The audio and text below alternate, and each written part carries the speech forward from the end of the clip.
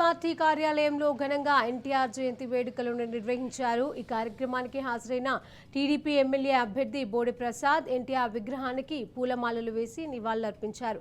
అనంతరం దివంగత ఎన్టీఆర్ సేవలను కొనియాడి వచ్చేది టీడీపీ పార్టీ అంటూ సంచలన వ్యాఖ్యలు చేశారు. ఇక అధికారంలోకి వచ్చిన వెంటనే యూనివర్సిటీకి తొలగించిన ఎన్టీఆర్ పేరును మరలా పెడతామని బోడే ప్రసాద్ స్పష్టం చేశారు.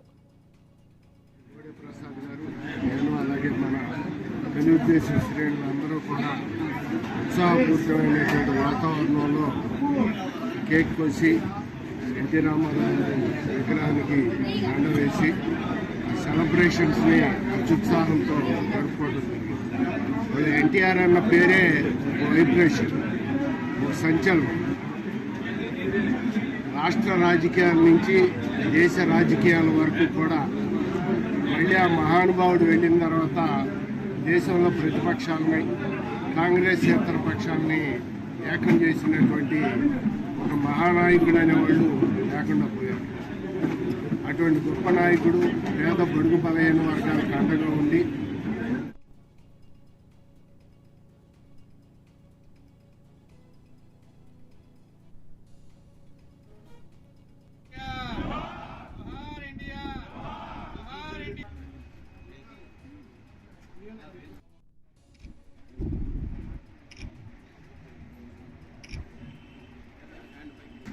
కుర్చీలో కూర్చోవడం మీటింగ్ ఉన్నాయి.